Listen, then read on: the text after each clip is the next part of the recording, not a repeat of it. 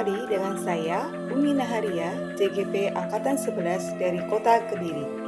Pada kesempatan kali ini, saya akan memaparkan koneksi antar materi modul 3.2 tentang pemimpin dalam pengelolaan sumber daya.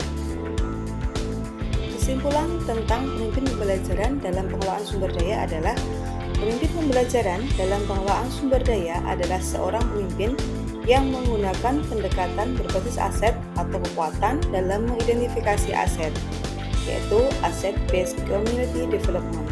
Setelah diidentifikasi, kemudian potensi yang ada dikembangkan semaksimal mungkin untuk mendukung seluruh kegiatan intrakurikuler maupun ekstrakurikuler, sehingga visi misi sekolah dapat tercapai.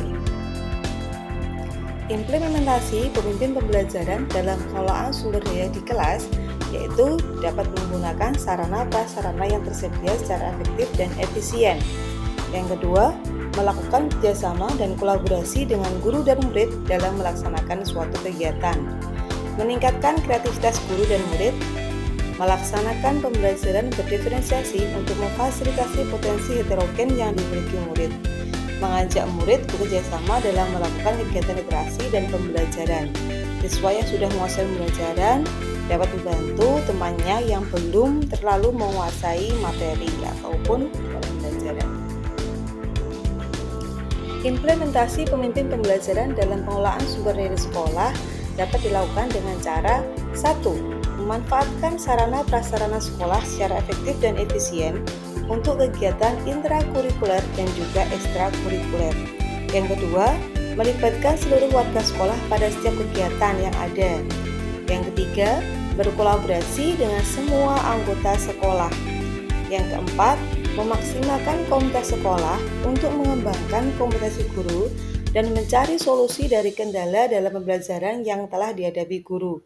Yang keempat, menggunakan sumber dana yang ada untuk menunjang dan mendukung setiap kegiatan yang telah direncanakan sekolah. Implementasi pemimpin pembelajaran dalam pengelolaan sumber daya di lingkungan masyarakat antara lain 1. Dengan menjalin kerjasama dengan lingkungan sekitar untuk mendukung kegiatan pembelajaran. Bisa dilaksanakan ketika kegiatan apapun, contohnya kegiatan P5, seperti yang telah diselenggarakan di sekolah kami, yaitu melakukan kunjungan di home industri pembuatan tahu dan juga olahan tahu yang ada di sekitar sekolah. Yang kedua, menggunakan fasilitas umum di lingkungan sekolah dengan sebaik mungkin, saling menjaga fasilitas yang ada di sekitar sekolah.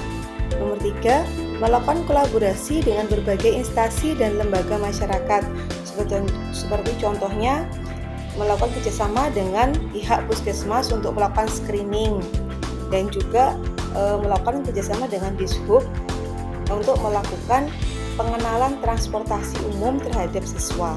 Contohnya yang telah ada di Kota Kediri yaitu penggunaan bis sekolah. Yang keempat, ikut berpartisipasi dalam kegiatan masyarakat, contohnya ikut menjadi peserta gerak jalan kreasi dalam rangka memperingati HUT RI. Jadi anak-anak dilibatkan untuk menjadi peserta dalam kegiatan peringatan HUT RI yang ada di lingkungan sekitar sekolah. Jelaskan dan berikan contoh bagaimana hubungan pengelolaan sumber daya yang tepat akan membantu proses pembelajaran murid menjadi lebih berkualitas.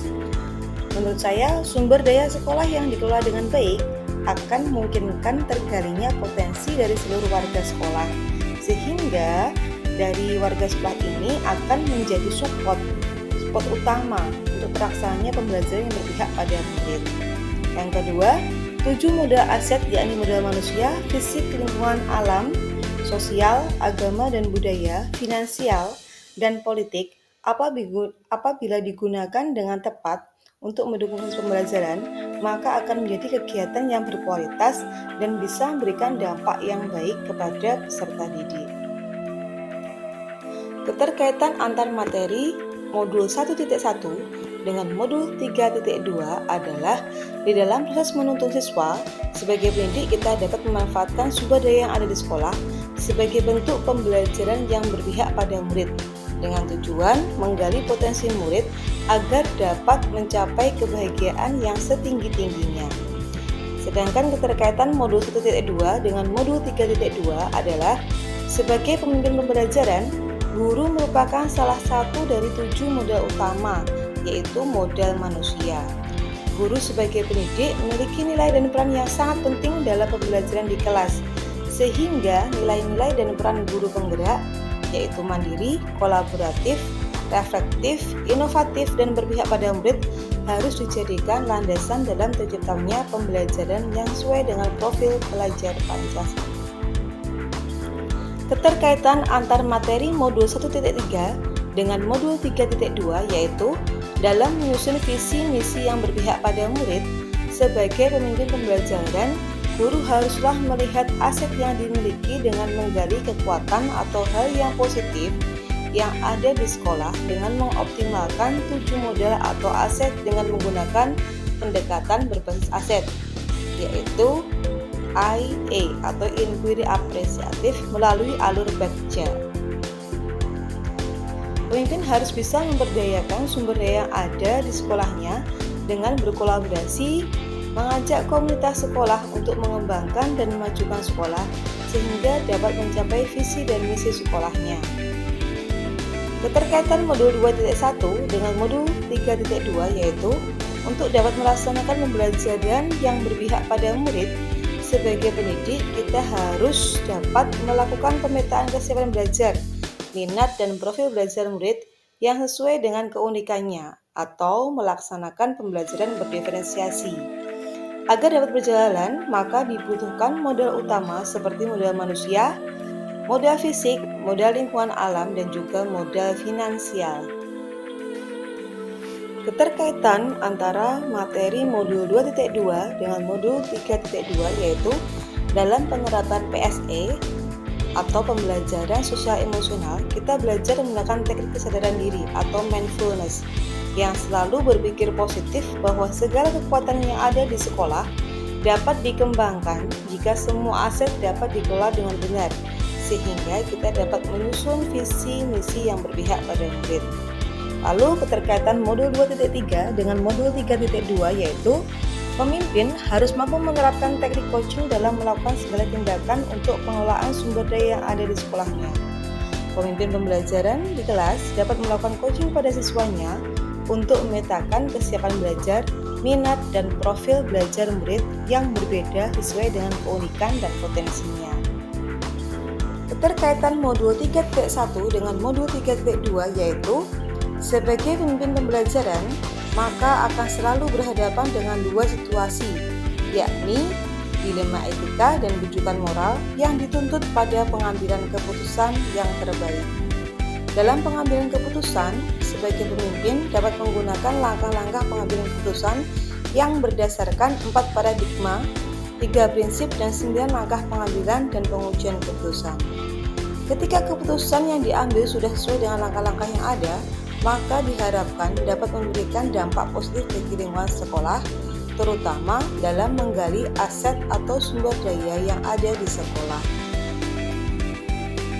Hubungan antara sebelum dan sesudah saya mengikuti atau mempelajari modul ini, serta pemikiran yang sudah berubah di diri saya setelah mengikuti proses pembelajaran dalam modul 3.2 yaitu sebelum mempelajari modul 3.2, saya lebih banyak berpikir pada kekurangan dan kendala yang ada dalam pembelajaran di sekolah, sehingga mendorong saya untuk selalu berpikir negatif, hanya memikirkan masalah yang ada.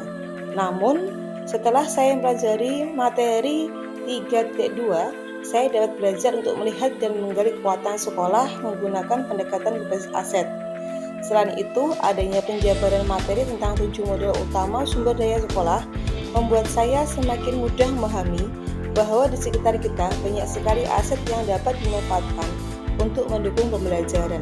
Selain itu, setelah mempelajari materi ini, saya lebih lancar atau lebih bisa berpikir menggunakan pemikiran yang positif, menggunakan pemikiran yang baik-baik, sehingga ketika ada kendala, tidak langsung menuju ke masalahnya, tapi cari dulu hal positifnya, apalagi ketika menghadapi peserta didik. Jadi saya lebih bisa melihat nilai positif atau hal positif dari seorang beserta didik, sehingga saya bisa lebih maksimalkan potensi yang mereka miliki. Demikian koneksi antar materi yang dapat saya sampaikan. Terima kasih. Salam guru penggerak.